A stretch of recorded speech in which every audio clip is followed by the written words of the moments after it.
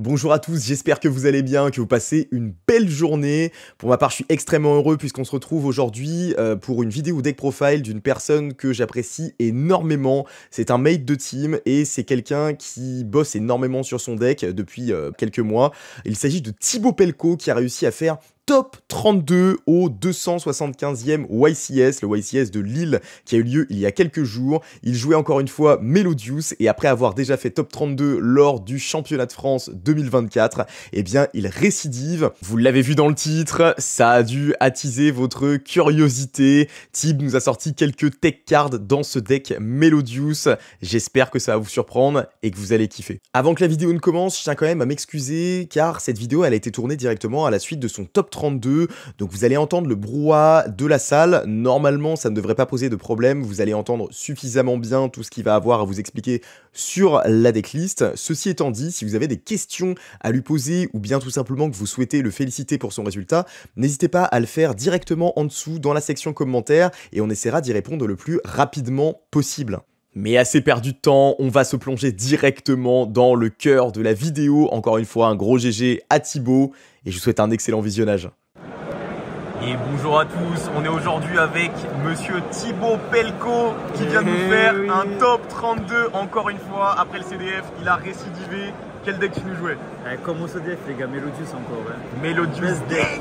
Best deck. Tout à fait. Bon, je sais qu'il y a des petites modifications par rapport au deck. Des belles modifications les gars. Ok, tu vas pouvoir nous montrer tout ça. Avant toute chose, est-ce que tu peux nous parler un peu de tes match-ups peut-être?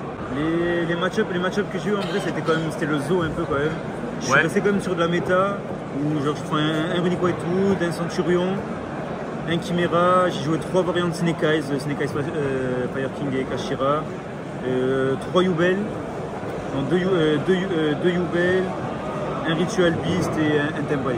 Ok. Donc je lose contre un Yubel, contre un Mouche et je lose contre un Ritual Beast parce que Ritual Beast il est sorti qu'on veut rien faire. Et donc en top 32, donc tu perds contre... Je perds contre Tempai ou je me suis fait Tempaiser, je me suis fait défoncer. Ça arrive, ça arrive. Ok. Regret. Mais écoute, on va pouvoir peut-être passer sur la liste. Alors par rapport à la liste, il y a quand même plusieurs choses qui ont changé avec l'arrivée de nouvelles cartes. Mais j'étais à 41, je me suis fait insulter ma race par Gab et compagnie à finir à 41 et j'ai craqué au dernier moment. Bon, la meilleure carte du jeu, Ostinato, moi tu me l'as, j'en réactive une note derrière. First Mouvement, un des meilleurs starters aussi, bon ça lock mais obligé de la jouer aussi. 3 refrains, pareil c'est one card combo, on a besoin des 9 dans tous les cas. Ensuite, une carte pour moi qui ne pouvait pas bouger, c'est la meilleure carte du jeu, c'est Prospect, parce qu'elle va chercher ses one card combo et des free spots. Et Small World. Alors Barcode, même lui il n'aime pas la carte, mais la carte est juste trop forte comme carte extender. Elle peut te permettre dans certains cas de faire full combo, elle m'a permis de gagner une game grâce à ça, genre elle fait full loop avec tout seul. Et en fin de loop, j'ai trouvé meilleur Desire parce que tu étais sûr d'aller chercher un free spot. Dans le sens où tu étais sûr d'avoir Herald, Nib, Herald ton Nib ou ta hache derrière, genre en backup et la carte. Je la que tout le temps go second parce que ce qui fait chier c'est vraiment qu'elle fasse du moins dans la main, mais sinon on n'a pas trouvé une meilleure carte que ça. Desire je pouvais pas la jouer, c'était plus possible Desire. Bannir tout son deck. Après on est sur des ratios assez basiques, 3 couplets, 2 soprano, 2 sonata, canon. Le canon obligatoire pour ce qu'on va voir après dans le side. Et ouais, je suis resté comme ça, pas besoin. Puis derrière, hop. Derrière Aria obligatoire aussi, trop forte. Chopina qui récupère des Herald, c'est broken. Et Concerto, une seule parce qu'on joue pas Desire et qu'elle casse les couilles à avoir en main. Ensuite, je dis des cartes qui permettent de combo, call by, parce qu'elle est broken. C'est comme un free spot qu'on va set à certains moments et pour moi elle était bonne. Une carte qui m'a permis de gagner une game hier, ma round 9, ou une norme Herald avec First Mouvement, ça fait full loop. Donc c'est quasiment presque une carte d'engine. Tu la tuto sur Small World pour faire tes loops. Même Small World par exemple qui est en second, ça va tuto des haches comme des labyrinthes ou des whitewood. Non, la carte est elle, extender slash carte broken en second. Ensuite, la nouvelle entrap, nouvelle carte. Incroyable. Elle est juste trop broken avec sa collègue. Alors quand je résous les deux les gars, je joue Gamma dans mon deck. C'est Gamma dans mon deck, qui negate Destroy, le mec il craque dans sa tête. C'est trop fort. 3H, on dirait que les 3 Heralds c'était les 12 non-engine essentiels dans le deck. Impossible de bouger. C'est impossible pour moi de bouger celle-là. Trop fort. Pour les ponts à Small World, Veiler obligatoire. Je n'aime pas la carte, elle n'est pas si forte que ça, comme plein de match-up dans la méta, Whitewood ou même Yubel c'est moyen, genre juste moyen la carte. La 41e, histoire de place dans le side, j'étais obligé de la cut. Je la voulais absolument en target à cross-out, elle m'a sauvé 2 ou 3 fois dans obligatoire, puis ça fait des points à Small World, ce que je me suis dit. Et une des meilleures cartes qu'on a rentrées dans les derniers moments, les gars c'est trop. 3 Power Sync main deck. La carte elle m'a juste fait auto-win trop de fois au J1, en J2. Je la vois dans ma main, je fais juste même un semi-board, j'ai juste win. Je joue autour de Nib, je mets Power Sync, une étoile, c'est juste FTK. Tu gagnes ta floodgate. Ah j'ai ma floodgate là, franchement. Heureusement je l'ai mise parce que j'aurais pas eu le même tournoi sinon.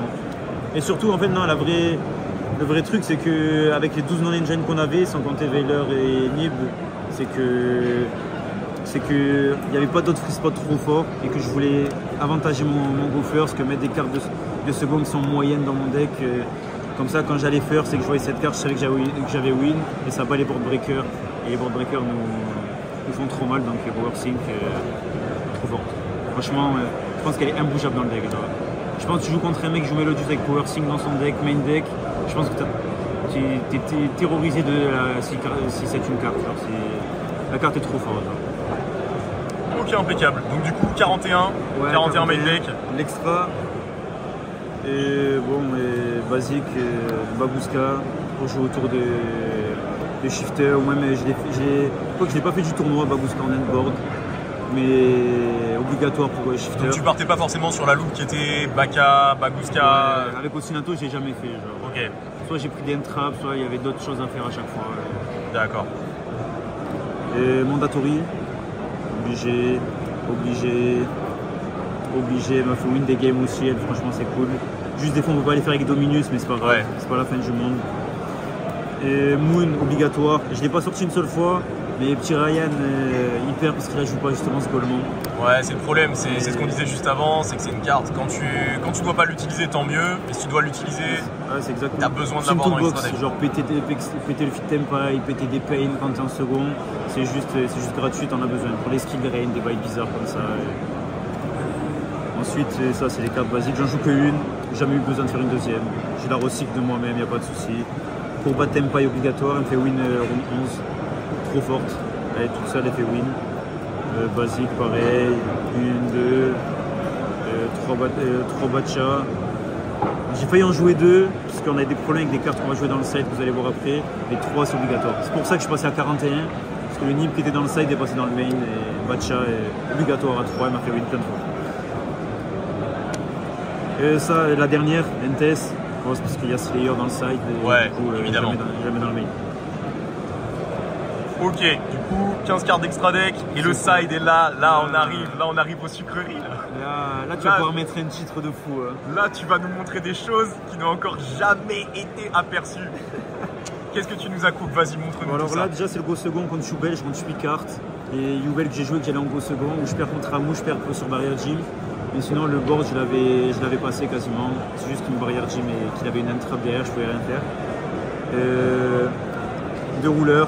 C'est juste par rapport au pattern. Moucharmi. Bon, Moucharmi, c'est juste parce qu'elle est toute seule et elle fait faire un semi-board. Elle est juste trop forte contre tout le monde.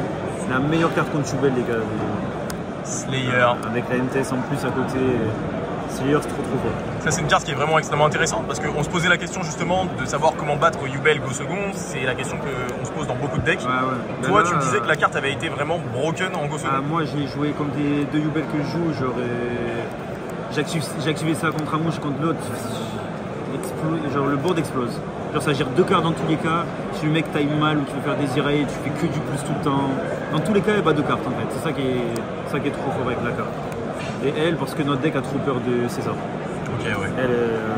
On a trop peur de César, on est obligé de l'avoir. Puis même, parce que tout le monde joue des Fiend Smith Package qui font des Césars bizarres, donc ça vaut le coup juste. Et ça. Alors Crossout, il y en a plein qui jouent pas Crossout dans Melodious parce qu'ils disent qu'ils n'en ont pas besoin et compagnie. Certes, des fois t'en as pas besoin, mais vu ce que je joue derrière, je veux résoudre ma loupe pour FTK les mecs. Quand je gagne mon dé et que je vais second, Protoss. Là, qu'est-ce que tu nous joues, mon pote? Ah, Protoss, c'était les gars. Qu'est-ce que c'est que ça? Protoss, les gars, c'était. Je l'ai utilisé 3 fois j'ai FTK. Les mecs, ils ont vu, vous voyez arriver Banshee sur le terrain, ils faisaient attends, mais t'es pas lock en quelque chose ou il y a des trucs bizarres, ils commençaient à parler chinois d'un coup.